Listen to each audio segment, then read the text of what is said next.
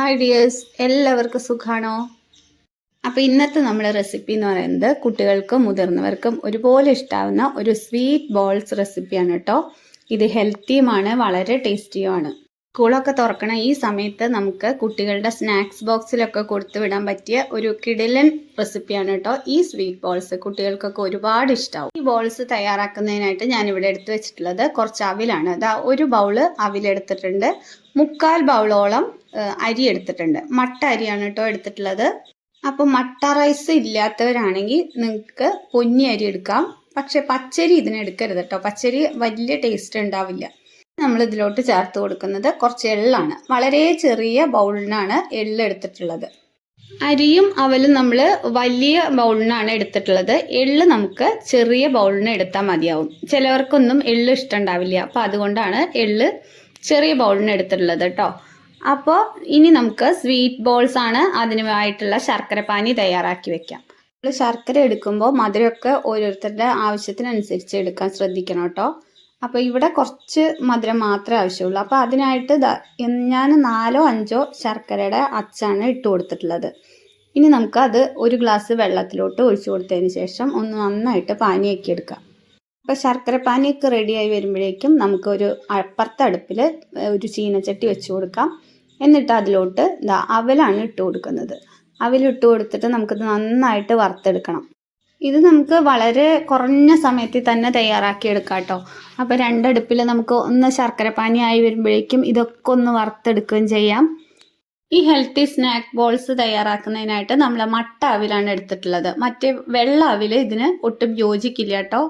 മട്ട അവിലും മട്ട റൈസും തന്നെ എടുക്കാൻ പരമാവധി ശ്രദ്ധിക്കണം.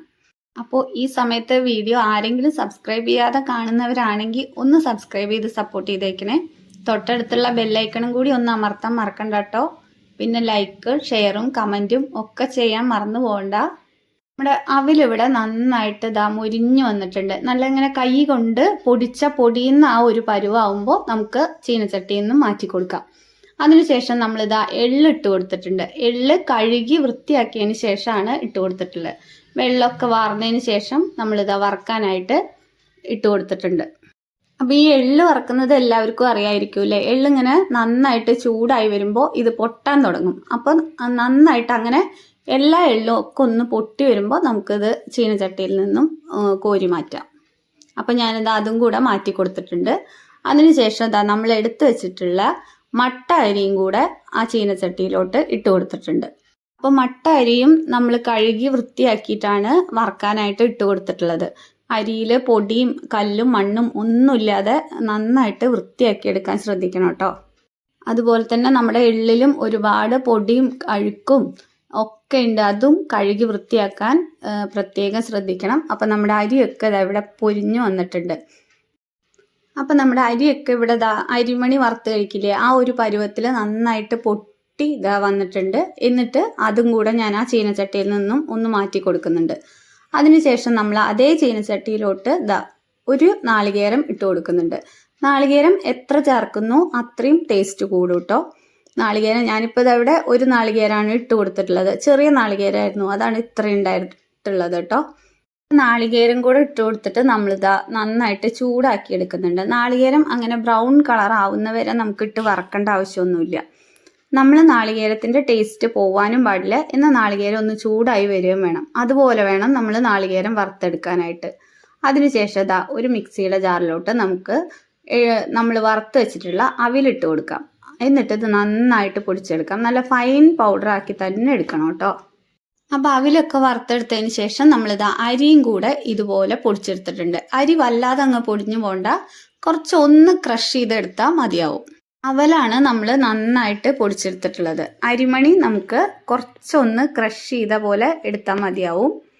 അപ്പം ഞാനിത് അരിയും ഇതുപോലെ പൊടിച്ചെടുത്തിട്ടുണ്ട്. ഇനി നമുക്ക് ഇതൊരു പ്ലേറ്റിലോട്ട് മാറ്റി കൊടുക്കാം. അരി നമ്മൾ വറുത്ത് പൊടിച്ചതാണ് ഇട്ട് കൊടുക്കുന്നത്. അതിനുശേഷം അവിലും കൂടെ ഇട്ട് കൊടുക്കുന്നുണ്ട്. അവിൽ നമ്മൾ പൊടിച്ചെടുത്തിട്ടുള്ളതാണ്, അതും ഇട്ട് കൊടുക്കുന്നുണ്ട്.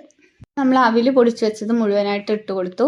അപ്പോൾ ഇട്ട് കൊടുക്കുമ്പോൾ അതിനുശേഷം രണ്ടും കൂടെ നന്നായിട്ടൊന്ന് മിക്സ് ചെയ്ത് കൊടുക്കുക. നമ്മൾ ഓരോന്ന് ഇട്ട് കൊടുക്കുമ്പോഴും നന്നായിട്ട് മിക്സ് ചെയ്ത് കൊടുക്കാൻ ശ്രദ്ധിക്കണം കേട്ടോ. പിന്നീട് ഞാൻ ഇതിലോട്ട് ഇട്ട് കൊടുക്കുന്നത് എള്ളാണ്. എള്ള് നമ്മൾ വറുത്ത് വെച്ചിട്ടുള്ളതാണ്. അപ്പോൾ അത് പൊടിച്ചെടുക്കുന്നില്ല കേട്ടോ. എള്ളൊക്കെ അങ്ങനെ തന്നെയാണ് ചേർത്ത് കൊടുക്കുന്നത്. അപ്പം നമ്മൾ ഇതിലോട്ട് എള്ളും കൂടെ ചേർത്ത് കൊടുത്തിട്ട് ഇതാ നന്നായിട്ട് മിക്സ് ചെയ്ത് കൊടുക്കുന്നുണ്ട്. ഇനി നമ്മൾ ഇതിലോട്ട് ചേർത്ത് കൊടുക്കേണ്ടത് കുറച്ച് നാളികേരം നമ്മൾ വറുത്ത് വെച്ചിട്ടില്ലേ, അതും കൂടെ ഇട്ട് കൊടുക്കുന്നുണ്ട്. ഒരു നാളികേരമാണ് കേട്ടോ വറുത്ത് വെച്ചിട്ടുള്ളത്. അതും കൂടെ നമ്മളിതാ ഇതിലോട്ട് ചേർത്ത് കൊടുക്കുന്നുണ്ട്. എന്നിട്ട് നന്നായിട്ട് മിക്സ് ചെയ്തെടുക്കുക. അപ്പം നാളികേരം ചേർത്ത് കൊടുത്തതിന് ശേഷം ഞാനിതാ നന്നായിട്ട് സ്പൂൺ വെച്ചിട്ട് നന്നായിട്ട് എല്ലാം ഒന്ന് നന്നായിട്ട് മിക്സ് ചെയ്തെടുക്കുന്നുണ്ട്. നമ്മൾ കൈവച്ച് ഇളക്കി കൊടുത്തു ഓരോന്നും. പിന്നെ നാളികേരം ഇട്ട് കൊടുത്തതിന് ശേഷം സ്പൂൺ വെച്ചും കൂടെ നന്നായിട്ട് ഇളക്കി കൊടുക്കുന്നുണ്ട്.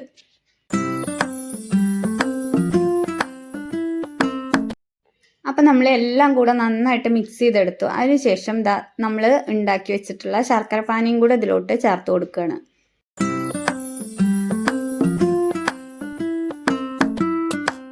അപ്പോൾ ശർക്കര പാനി ചേർത്ത് കൊടുക്കുമ്പോൾ കുറേശ്ശെ ആയിട്ട് ചേർത്ത് കൊടുക്കുക കേട്ടോ. വല്ലാതെ അങ്ങ് കട്ടിയിലൊന്നും ശർക്കര പാനി ആവേണ്ട ആവശ്യമില്ല. ഒന്ന് തിളച്ച് ആ ശർക്കരയൊക്കെ ഒന്ന് അലിഞ്ഞു കിട്ടിയാൽ മതിയാവും.